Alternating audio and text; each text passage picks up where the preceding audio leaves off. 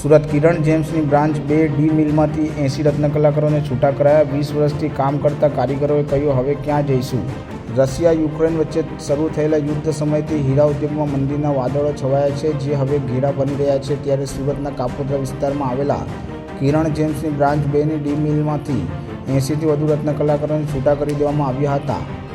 કારીગરોને કોઈ જ કારણ આપ્યા વગર છૂટા કરી દેવામાં આવ્યા છે। ત્યારે 20 વર્ષથી એક જ જગ્યાએ કામ કરતા રત્ન કલાકારોએ કહ્યું કે આવા સમયમાં હવે અમારે ક્યાં જવું, કારણ કે કોઈ રાખે નહીં ને બીજી ફાવે નહીં। રત્ન કલાકાર ચતુરભાઈએ કહ્યું કે કાપોદ્રા વિસ્તારમાં આવેલા કર્મનાથ મંદિરની સામે સ્થિત કિરણ જેમ્સની શાખા જે ડી મિલના નામે ઓળખાય છે, ત્યારે મારી સાથે 80થી વધુને છૂટા કરી દેવાયા છે। અમને બીજી કંપનીમાં ટ્રાન્સફર કરવાની વાત કરવામાં આવી છે, જ્યાંના કટોરા પણ અમને ફાવતા નથી ને કામ પણ ફાવતું નથી, જેથી અમારી માંગ છે કે અમને 3 મહિનાનો પગાર આપીને છૂટા કરવા જોઈએ। જી, મારું નામ છે ભાવેશ ડાક, ડાયમંડ વર્કર યુનિયન શું થયું? હાલની પરિસ્થિતિ હીરા ઉદ્યોગ માટે ખૂબ ખરાબ છે। ત્યારે કિરણ બ્રાન્ચ 2 ડી મિલનનું જે કંપની છે એમાંથી 6 જેટલા કારીગરોને છૂટા કરવામાં આવ્યા છે।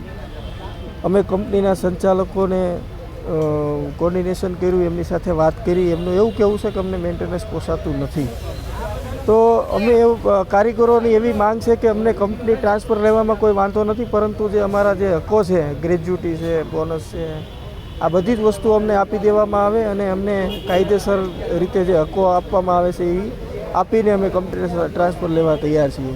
પરંતુ એ લોકો કોઈ પણ હકો આપવા માટે હા કે ના પાડતા નથી। તો આ બાબતે વિચારવું જોઈએ કે હમણાં જ પ્રધાનમંત્રી શ્રી નરેન્દ્ર મોદી સાહેબે ડાયમંડ બ્રુસનું ઉદ્ઘાટન કર્યું, તો એ ઉદ્ઘાટનની અંદર જેના પાયાના પથ્થરો છે એની હાલત આવડી આ છે। તો માલિકોએ અને સરકારે આ બાબતે નોંધ લેવી જોઈએ અને આ જે એનો પરિવાર છે કારીગરો, એમને સાચવી અને આ પરિસ્થિતિમાંથી બહાર કાઢવા જોઈએ, એવી જ અમારી માંગણી છે। અને આ બાબતે કાયદાકીય રીતે અમે કારીગરોની સાથે છીએ। જી, તમારું નામ? મારું નામ ચતુરભાઈ છે અને હું કિરણ કંપનીમાં બેહું છું। અત્યારે હાલ મિલન ડાયમંડ છે અને 20 વર્ષથી ધંધો કરું છું એમાં સતત। એમાં 3 તો મેન મેનેજર ફરી ગયા હતા, એ કૃષ્ણા હતો, ત્યારે મિલન છે અને 20 વર્ષથી ધંધો કરતા પણ આવી દિશા તો કંઈ જોઈ નથી અમે આ 20-22 વર્ષની અંદર। અને કોઈ દી આવી રીતે ડાયરેક્ટ સીધી તો ના પાડી જ નથી દીધી કે આજથી આપણે કારખાનું બંધ કરવાનું છે એમ। આ ડાયરેક્ટ સીધી ના પાડી દીધી કે તમને એમ કે ટ્રાન્સફર આપી બીજી કંપનીમાં બેહો એમ આપણી। તો બીજી કંપનીમાં બેહવામાં અમને તકલીફ એ થાય છે કે ત્યાં કટોરા રીકોના છે એ ફાવતા નથી। બ્રાન્ચ 2 આ કિરણની કંપનીમાં બેહું છું અને એમાં પાડને બહુ આઘું પડે, મને કાંઈ ગાડીને ઓછું ફાવે એટલે હું કાંઈ ત્યાં જઈ શકું નહીં।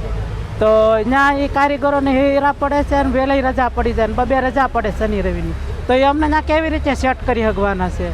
અને એક તો ફાવે નહીં પાછું।